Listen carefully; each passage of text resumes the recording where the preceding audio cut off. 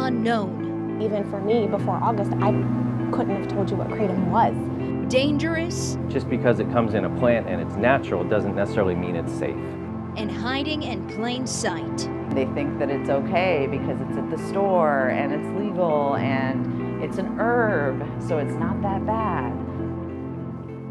If you've never heard of Kratom, you're not alone, but it's being found in everyday items that might be in your pantry right now. It is highly addictive and it's setting off alarm bells locally in maternity wards. Gulf Coast News reporter Evan Dean discovered how this unregulated drug is making it onto store shelves. It was described to me as an herbal supplement, like something you could get at GNC or something simple. I thought this was kind of a get out of jail free card.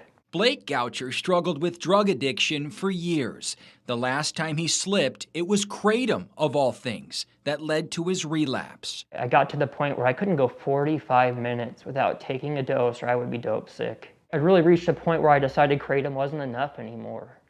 And then I went back to heroin. They simply can't stop. The obsession is too great. The detoxes are terrible. Jessica Slater works with people in the recovery program at St. Matthew's House.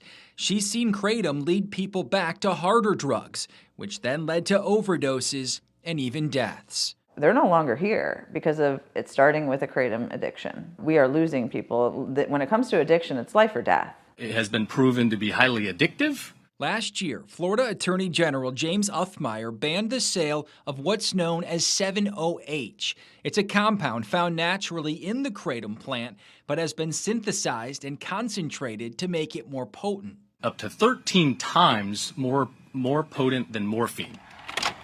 We wanted to find out if it's still being sold here. So we went to nearly a dozen shops in Fort Myers. We didn't find 7-OH, but we did find Kratom, a lot of it. Products that are still legal in Florida, so long as you're 21 years old. If Kratom is used responsibly, just like a lot of other things, there's very little, if any, side effect or negative side effect to it. Rob Fontano owns the Kapua Kava bar off Metro Parkway, which has sold Kratom for years now. Everything from chocolates and extracts.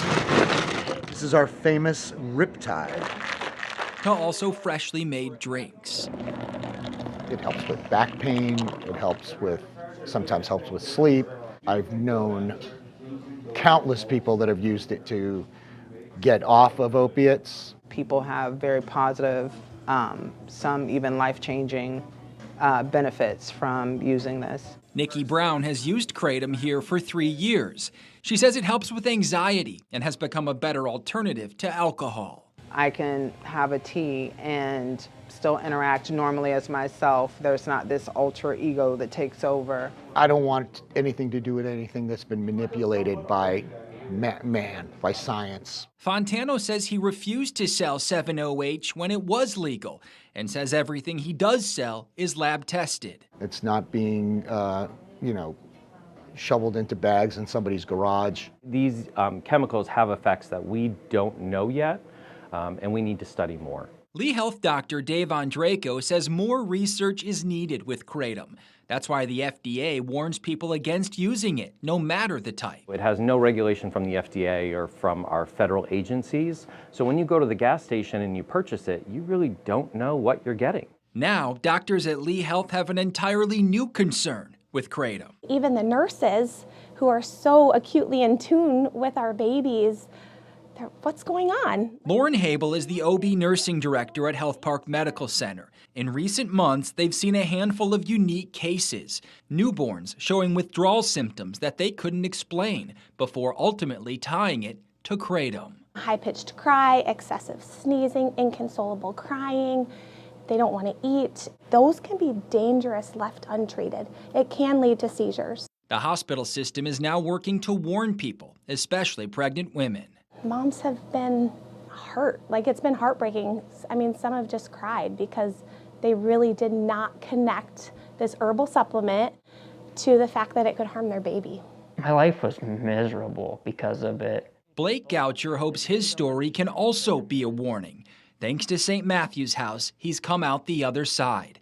He's been sober for years now, has gotten married, bought a house, and most of all, he's found his way away from addiction. I have people today who They rely on me to be there and to be responsible for them. And I couldn't imagine letting them down.